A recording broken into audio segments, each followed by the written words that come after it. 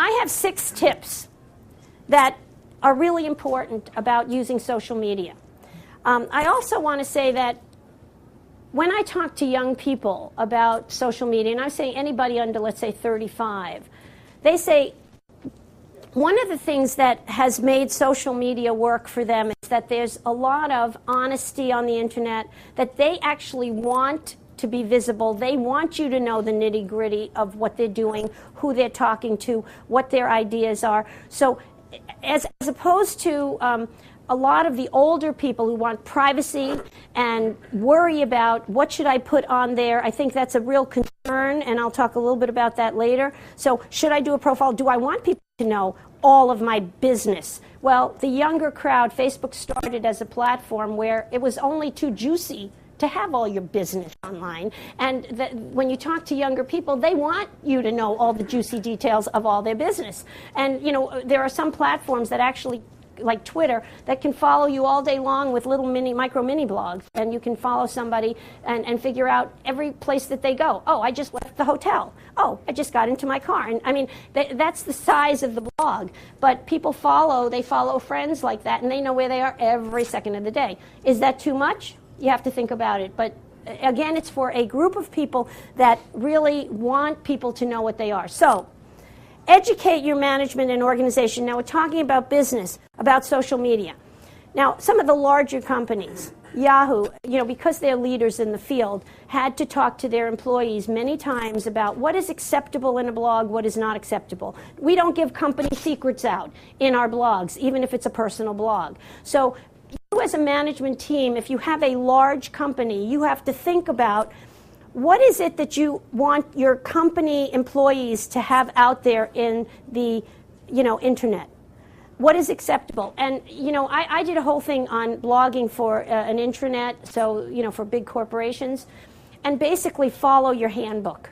Most of you have a handbook of ethical things to do. You don't tell company secrets to to a competitor. Well, you wouldn't do it on your blog either. You know, if you're working on a technical project, you're not going to share that. You know, that would be inappropriate. That's unethical. It's unethical online just as it would be, you know, talking to somebody over a cocktail somewhere. You know, so follow the guidelines, you know, and help educate that social media is here. It's not going anywhere. You can't control it. So why not educate your company about it? Set clear goals for measuring success. So if you have, you know, let's say you have a profile for your company, it's a corporate profile. What is your goal? Again, do you want to have, for example, we're running a social media campaign for a Senate race, for a U.S. Senate race, and we did a Facebook profile for our candidate, and we orchestrated the whole thing. And he ended up having half as many friends as Kerry, who was a leading, you know, political figure. So to us, that was successful. That's the measurement. How many friends do you have? That was our goal, is to get invisible and create friends. And for an unknown, that's pretty impressive. So have some goals in place before you start a program and see. Now, let's say somebody asked me while they were walking around, can this be used as a dating site? I said, well, if that's your goal, to meet somebody, and you meet somebody, you made your goal.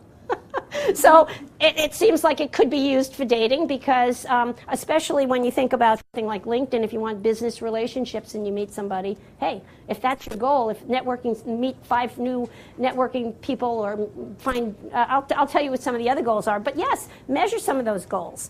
The other thing that's really important is be honest. Disclose be transparent about who you are. Nobody wants to be lied to on the internet. This is a big, big no-no. You know, so if you're putting up a profile, let's be honest about it. If you're putting up a corporate profile, be honest about it. You know what I mean? It should be a transparent transaction.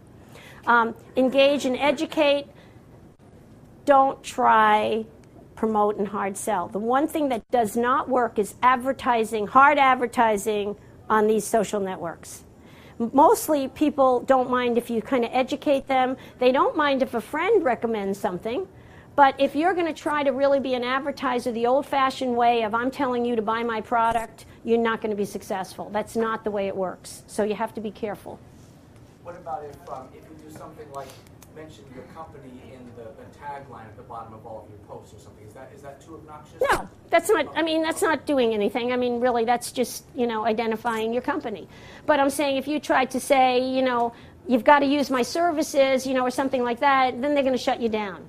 Now, the other way that you could do something on like a Facebook for advertising, and I'm not going to get into that much, but you could have an application or a widget. And, what they do with something like that is you might have a fun application and then on the bottom have your logo so they know you created that application, and that is virally maybe you send that to another friend, and then that gets to another friend.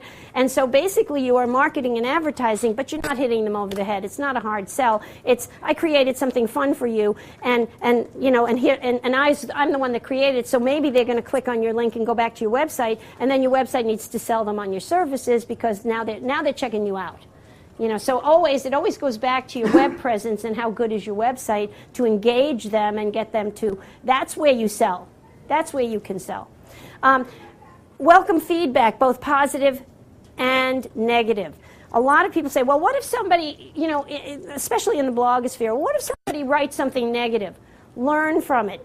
Treat it. Talk about it. Get it on your website and say, that's a good idea. Maybe we should address that. If somebody's negative about it, you can talk about it. But by ignoring it and not wanting to even acknowledge that somebody even did that, that's even worse.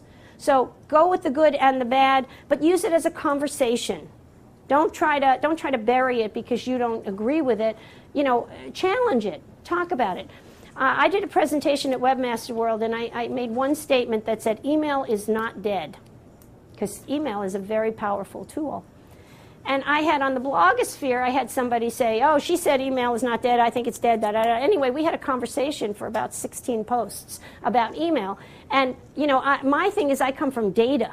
Hard data that shows that email does this, this, and this. And I said, well, what are you coming from? And of course he refused, back and forth, but it was a good conversation and worth talking about. And then use rich media, video, audio, animation, but then, as I said, tag it because it is not visible on the internet.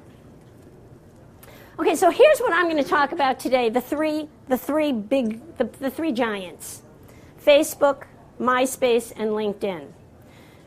Facebook started, as most of you know, as a college portal, and basically addressed the college student population who wanted to keep in touch with their friends. Basically, they went to all these different colleges, but there was a really good cry out for that connectivity and say, well, you went to a different college, but I still want to stay connected to you. So that's how it started, but it really took off and it became very powerful. Now, it started after MySpace.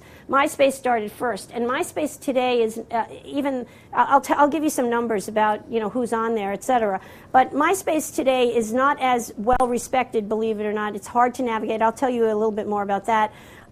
As it was when it first came out. And there's a lot of, what the younger people seem to feel is that there's a lot of bad people on MySpace. And some of that is how you can set up profiles, and you can do some of that non-transparent stuff. So there's been a lot of problems with pornography and predators and things like that can get away with it on MySpace where you really can't on Facebook. LinkedIn is a business channel, and I'll talk to you about that. And that's really, I think today, if anything, I think many of you should, I'm going to encourage you to go on to LinkedIn and build a profile.